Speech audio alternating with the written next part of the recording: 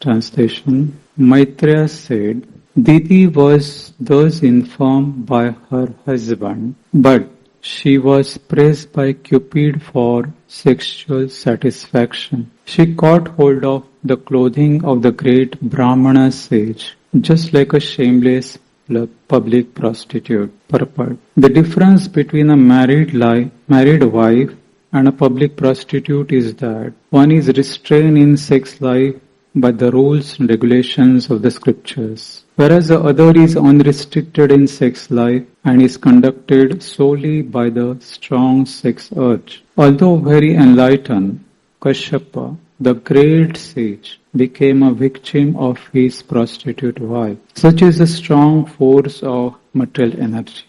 The discussion is going on, a very sensitive and difficult topic. The connection is Vidra's query to Maitreya Muni. Vidra was curious to know why Varahadev killed Hiranyaksha. Hiranyaksha was killed by Varahadev, and what was the reason? That was the query. Very important, curious. Vidra was very curious to know what was the reason of killing Hiranyaksha. So Maitreya Muni has to go more deeper to give the history of his birth, Hiranyaksha's birth, and therefore he has to go more deeper and explain the birth of Hiranyaksha. On what circumstances Hiranyaksha was born? What was the background why somebody takes birth in a particular family who was killed by Varahadev? Killing by God or God's incarnation is not an ordinary event. Somebody has to be really special to be killed by God himself or God's incarnation. So who was that person? How he was born, and why Supreme Lord took so much interest in killing this person? So with Maitreya Muni is going a little behind and explaining the birth of Hiranyaksha. What circumstances? Who was Hiranyaksha? Hiranyaksha was the son of Diti and Kashyap. Hiranyaksha, Hiranyakashipu, these were very, very powerful demons. They were not ordinary demons. And they had created so much atrocity, so much in the entire universe. Hiranyaksha was terrorizing before Hiranyakashipu, and he was killed. Hiranyakashipu was terrorizing. Both were the greatest terrorists of the entire universe in that time. Two brothers, terrible terrorists. Nobody could stand before them. We have fear of terrorism in today's time. Right? If we just hear that there are some terrorists moving in the city, we'll be afraid that where these terrorists will come from. And suddenly that terrorist will start attacking with his whatever weapons he has, or he may get died himself by killing himself and killing others. So much fear of terrorism because that terrorism is within a person, that is manifesting outside. Same soul, the soul is pure by nature, but when that same soul is affected by material energy, then that same soul can exhibit a different nature. And it is very difficult to understand for how many lifetimes, what kind of karmic activities, what kind of offenses that person has performed to come to such a level that one becomes a great terrorist, convicted murderer. People are afraid of that person. So here we'll go a little bit into that discussion and understand the root cause of somebody's committing sin. Somebody commits sin. There are various reasons. Padma Puran explains that aprarabdha phalam papam kutam bijan phalonmukham krameneva praliyata Vishnu bhakti ratatmanam. Now we must understand this shloka. What is the deeper meaning? What is the understanding given in this shloka? Aprarabdha phalam papam. One has performed sin. And why somebody performs sin? There is a reason. First, the main reason is ignorance. Ignorance of real knowledge. When somebody is ignorant about what is to be done and what is not to be done, then one commits a sin. Without knowledge, somebody may say that I didn't know, but government is not going to excuse. Ignorance of the law is no excuse. One may be able to drive. One may be a driver. He is good in driving. But if he drives on the wrong side, what will happen? There are traffic rules. He will be caught. He'll be punished, or he'll be given some penalty. He may say that I am a good driver. I have a license of driving. But you are driving on the wrong direction. And it may cause accident. There are certain rules how to drive, which direction, what lane, what speed. There are a lot of rules. So therefore, to be aware of those rules is necessary. Even while driving, it is necessary. So such a simple thing, which is the law of this material world, material nature. Different countries have different rules, and one has to follow them. In India, left driving is allowed. In other countries, there is a right driving. If one may go to other country and start driving on the left, one will be punished. So, according to time, place, circumstances of this material world, there are different laws, and one has to follow. Otherwise, one will be legally punished. So, human life means to become aware of these rules and regulations, to understand our responsibility, and how to live a life. What are the roles and responsibilities of as a human being when we take different roles in this society? There are laws, there are legal laws, and there are mortal laws are there. Laws of mortal nature are there. One has to be aware of those laws. So here, a very interesting discussion has come. And it is not that Diti was not aware of the law, or Kashyapa was not aware of the laws. They were very, very advanced in their sense control, in their following the rules and regulations. They are aware of knowledge, what is the right time, what is the wrong time. They were completely aware. But still, at that moment, Diti had become very weak. And she was affected by that type of desire. And I was explaining this shloka. Aprarabdha phalam papam putam bijam phalang mukham krameneva praliyeta Vishnu bhakti ratatmanam. The sin is committed because of ignorance. And when somebody commits sin, then what happens? Reaction is going to come sooner or later. And when somebody commits sin, the sinful desire also start developing. And when the sinful desires come, then one commits sinful activities. And because of the sinful activities, again sinful desires come. So it is a vicious cycle in which one gets implicated when somebody commits sin. And sin is committed because of ignorance, avidya. Because of ignorance, one commits sin. Therefore, one has to have knowledge. All the shastras, all the sages, all the learned, realized souls, they are trying to give that knowledge by which one comes on the right path. One knows what is to be done and what is not to be done. One has to become aware. Human life is a life of responsibility. And therefore, when somebody commits sin, reaction is going to come according to law of karma. But within that time, what happens to our sins? It is in the unmanifest stage, aprarabdha stage. It has not manifested now. The sin has not our sinful activities have not resulted into sinful reactions. Till that time, it is in the unmanifest stage, aprarabdha stage. And during that time, one may develop a desire. It is called bijam, which is a sinful desire to commit sin. And one may develop proclivity to commit sin. Kutam. Kutam is a proclivity. One doesn't do the sin, but one has a tendency to commit sin. You can see sometimes those who are from different background, or some are put in jail. So they get punished. Thief gets punished for his all the sinful activities he has done, theft he has done, sins he has done. He gets punished. He has to put in the prison. He has to get some atonement.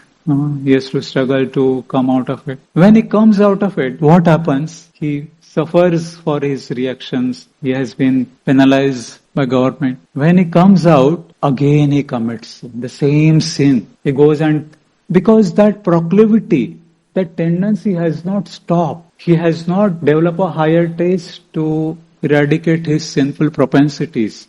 And therefore, that thief again commits the same crime. And again he is put in the jail. And again he suffers. Again he comes out. Again he commits same sin. So that is going on. One may commit sin, again gets atonement, again commits sin. So it is going on. So this is a vicious cycle.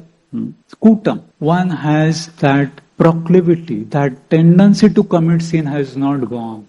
So therefore, there are two important references I came across. One is Arjuna's reference and one is his grandson Parikshit Maharaj. Both inquired on a similar line. Arjuna inquired, Athak kena prayuktoyam papam charati purusha anichchanapi varshneya baladiva niyojita. What is that strong force?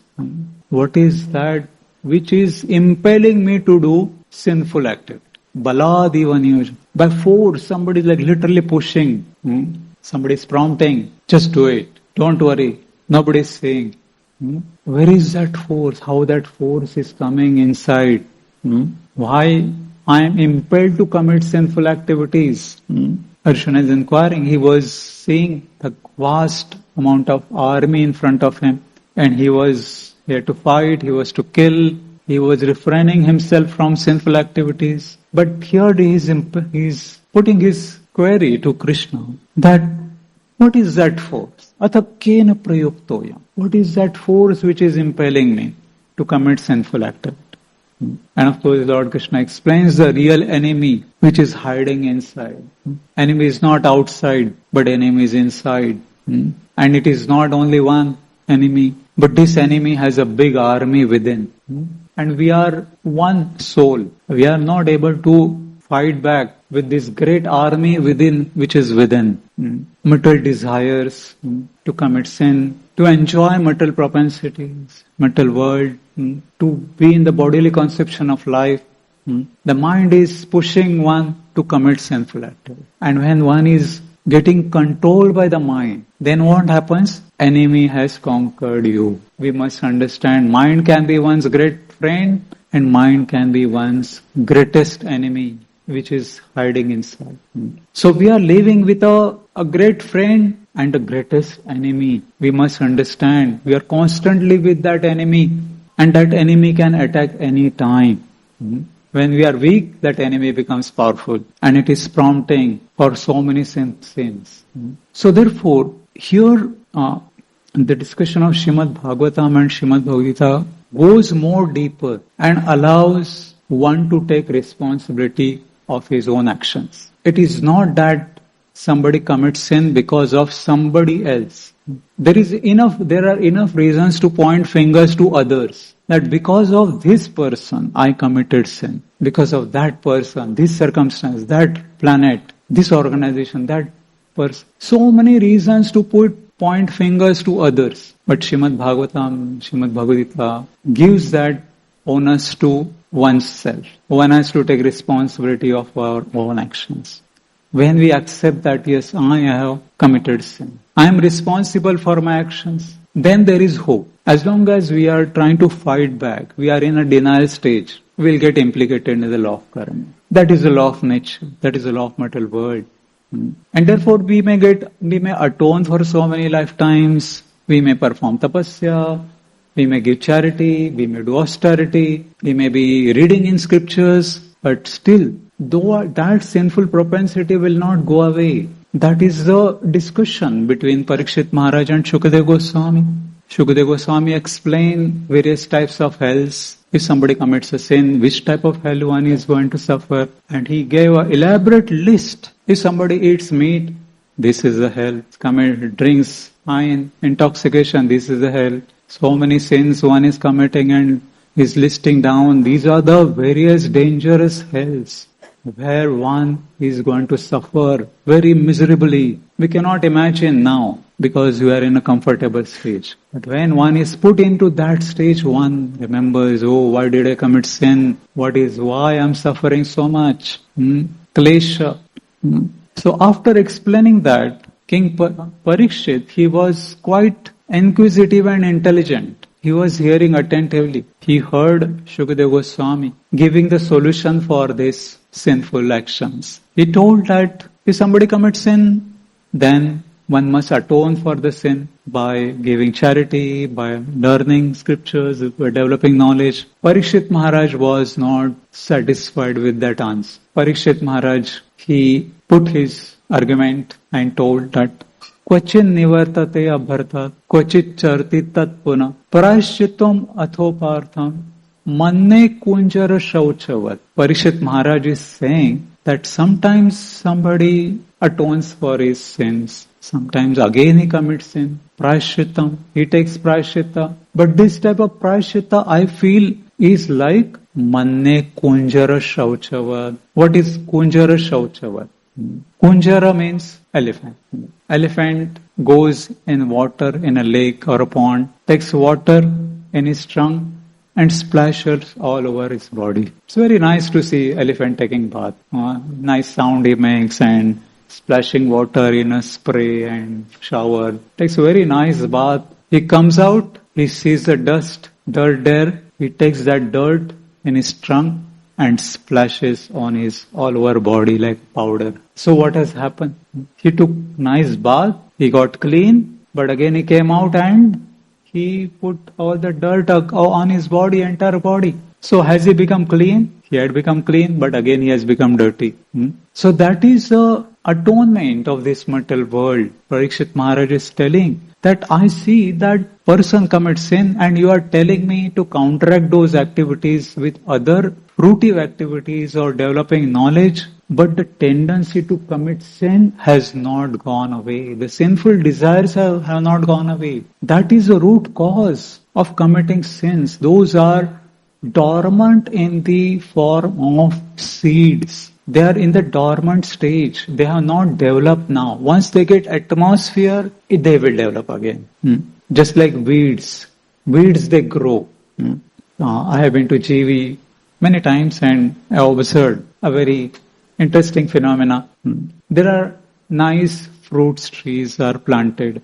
There are mango trees, there are guava trees, and there are flower trees. Many nice trees are planted and they grow. And besides those trees, there are many weeds. There are big creepers and weeds. They also start growing along with the main tree. And I had observed one big mango tree. It had grown quite big, but there were a lot of creepers around those mango trees. And those creepers were different creepers. They were like vines and they had different strategy to attack this tree. And different types of creepers. Not only one type of creeper, but different types of creepers, they had come around this mango tree and they had slowly grown over. They had gone to the top of the tree and they had surrounded mango tree with their growth, their weeds, and they have some kind of small tentacles by which they grab particular branch, they coil around it, and the main trunk or the tree starts growing further. And in this way they climb on the bigger tree and they attack the main tree. And they keep attacking till they overpower the main tree and the main tree dies and the creepers or the weeds, they remain. So I observed that. And I told one of the devotees there that, Prabhu, this is the situation I'm observing and I cannot go and just pluck out these weeds. They are so thorny. They are so kind of having those kind of itching kind of fruits. It's very risky to approach those trees, these weeds also. I cannot, with my bare hands, cut those, uproot those weeds. So he gave me a small tool, small cutter. He told me that you go and keep cutting those weeds. And I tried. I went and cut one small stem of that weed. And then I realized that it's a big mesh. There are so many such creepers and branches, and it's like how Lord Krishna explains in Bhagavad Gita 15th chapter. Urdhva moolam adashakam. Some branches are going up, some branches are going down, and it's unlimited. I kept cutting, but still these weeds are still not freeing that main tree. But then I realized that one has to have patience to keep cutting that till the time the tree is free. Asanga shastrena drudena chetva. One should have great determination to keep cutting the unwanted attachments. And I did that for a long time. For 1 day, 2 days, I kept coming, watching. And then finally I saw that all those creepers were started drying on the main tree. They dried, but they did not fall. Somehow I had to take one stick and then keep smashing, and then all those small dried twigs started falling of the weeds. And then the main tree was flourishing. So that was the experience I had of uprooting the weeds. I could not actually uproot the weeds. I kept cutting. Maybe in the next season they might have grown again. So to uproot the weeds is important. These weeds look similar to the main tree. And the desires are like these weeds. Unwanted desires, sinful desires. They are like weeds, seeds. They remain in the heart. It may appear that one has quite nicely placed, he is doing austerities, he is studying scriptures, he is speaking the truth, but still those desires may remain within. And when the circumstances become favorable, those seeds may again come up. Just like Ravana's head. Ram was cutting the heads of Ravana, one after another. But again, after the head is cut, again another head would come. Again he's cutting, again the head is coming out. Why? Why this example is given? Because that desire for enjoying propensity, that propensity to enjoy has not gone. That propensity has not been channelized in serving God. That is the energy of the soul which shows its perverted form in the material world. To enjoy. The energy of the soul is so powerful to serve the Lord in a humble way, in a devotional mood. But that energy, when it is transformed in the material world, then that energy takes the form of enjoyment. One wants to enjoy, one wants to control. Once more, one wants to become the ruler. One doesn't want to follow any rules and regulations. So therefore, Shastras explain that if you want to come out of the cycle of birth and death, if you want to know the root cause of your suffering, you must understand this science. You must go deeper within our own consciousness that I am the cause of my suffering. I had that sinful desire, becoming separate from Lord. And therefore I have come in this material world since many lifetimes. Anadi karma phale. We may not know how many lifetimes we have been in this material world and we have been suffering. The cycle of birth and death, we are taking repeated birth and death, and it is going on perpetually. So therefore, human life is meant to inquire how I can come out of it. And some they can decide to give up everything and become thoroughly honest, to the process of bhakti and to not commit sin again. But not everyone can take to that highest path. So there are rules and regulations. There are rules in every varna and ashrama, and one has to follow those rules. So there are rules and regulations in every varna and ashrama. It is not that because one is grahastha, one has a license. Srila Prabhupada at different times in different purports, he explains the responsibility. It is a great responsibility. Then it becomes a sacrifice. Then it becomes a yajna. Otherwise, one may incur in the sin because it is not easy to have control. And here that danger has been explained. That how sage, Kashyapa Muni, such a great sage, he was trying to explain to his wife, this is not the right time, this is the time of Lord Shiva, inauspicious time, and what can happen? He was trying to give good counsel, but it didn't work at all. Stri hatta, and a lady becomes stubborn, nobody can change her mind. All the knowledge, all the tapasya, all the good counsel, good dealings doesn't work. Similar to Kaikai, Dashrath Maharaj was trying to explain to Kaikeyi what you are trying to do. You are sending Lord Ram, my life and soul, to forest for 14 years and you want your son to become king. You can let your son become king, but don't send Lord Ram, my son, to forest. But she was hell-bent on demanding, fulfilling her wish. And we know what happened later.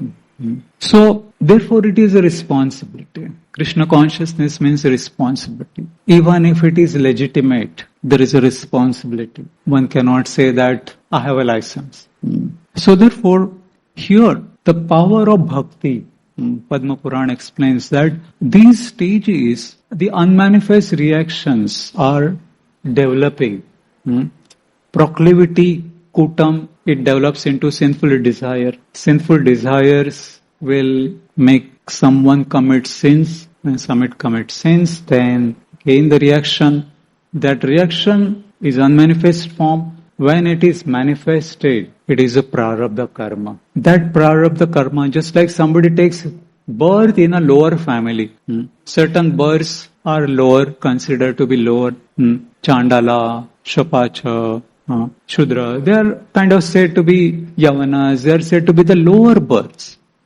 They are, in one sense, they don't have rights to perform yagyas and austerities and study of the scriptures. But what is the power of bhakti?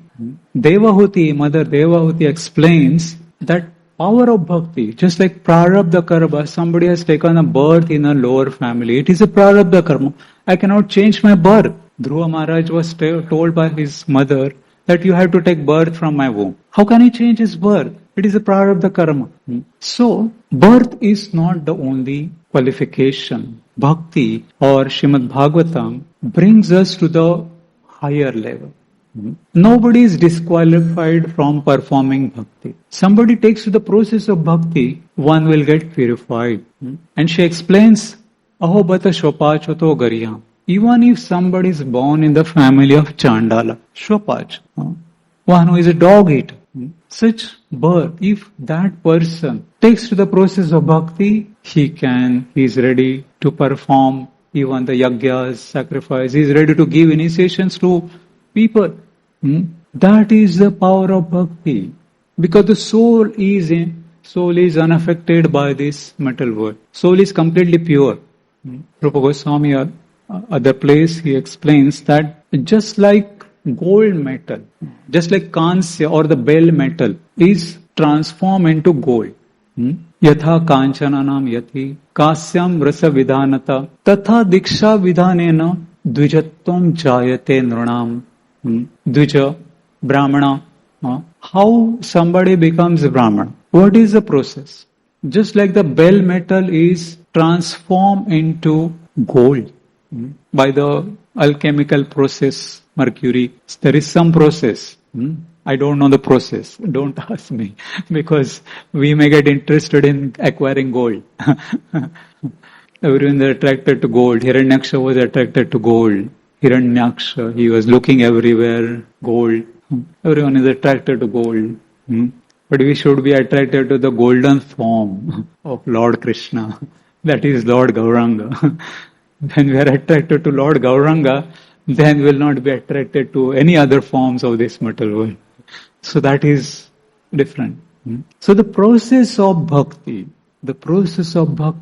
is so powerful that it can change a person's consciousness. Person may be in the low-born family, but he takes to the process of bhakti, chanting, hearing Srimad Bhagavatam, chanting the holy name, Hare Krishna, Krishna Krishna, Hare Hare, Hare Ram, Ram Ram, Hare.